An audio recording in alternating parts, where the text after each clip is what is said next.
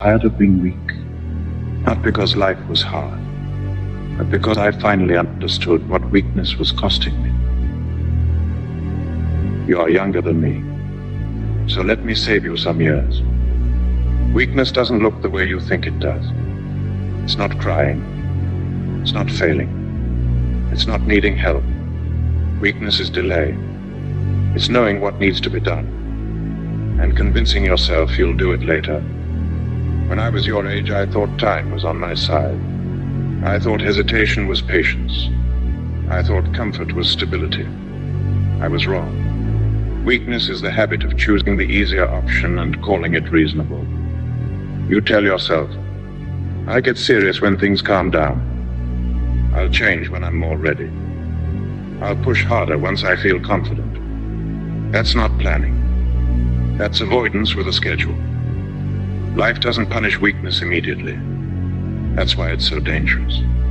It lets you live comfortably enough to stay the same. Day after day, you wake up capable of more and do just enough to get by. You don't fail. You stall. And stalling feels harmless until years pass and nothing has changed except your excuses.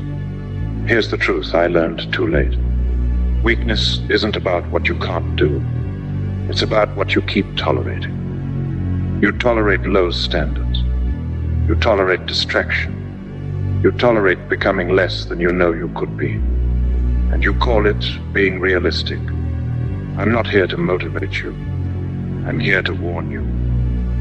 Because I've watched people smarter than you, stronger than you, more talented than you, lose to one thing: comfort. They weren't defeated. They were unchallenged. They waited for motivation instead of building discipline. They waited for clarity instead of taking responsibility. They waited for confidence instead of earning it. And one day, they woke up older, with the same problems. That's the cost of weakness, not pain. Time. Time you don't get back. You think you're managing your life. You're not. You're negotiating with your potential. Every time you choose what feels good over what builds you, you're making a trade. And the price is who you could have become. I'm not telling you to be extreme. I'm telling you to be honest. If you keep doing what you're doing now, you already know where it leads. You don't need inspiration. You need to stop lying to yourself about why you haven't moved. Weakness isn't loud. It doesn't scream. It whispers. Tomorrow. Later. Soon. And it will say that until there is no later left. So hear this from someone who's already walked that road.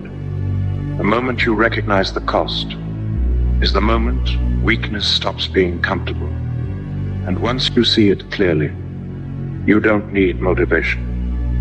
You need a decision. Never again. You think weakness means failing publicly. It doesn't. Weakness is living privately, disappointed with yourself, and pretending that's normal. I've seen this pattern more times than I can count. You start strong. You promise yourself change. Then life gets busy and discipline gets negotiated. You don't quit. You just compromise. A little less effort. A little more comfort. A little more tolerance for things you said you wouldn't accept. That's how weakness survives. It doesn't attack you. It befriends you. It tells you you're doing fine. It reminds you others have it worse. It convinces you that pushing harder would be unnecessary. Not because you're incapable, but because settling is quiet and doesn't demand courage.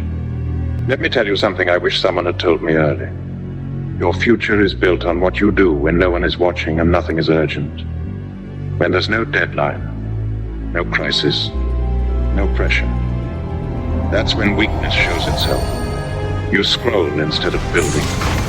You talk instead of acting. You plan instead of committing. And every time you choose ease over effort, you train yourself to need ease. You think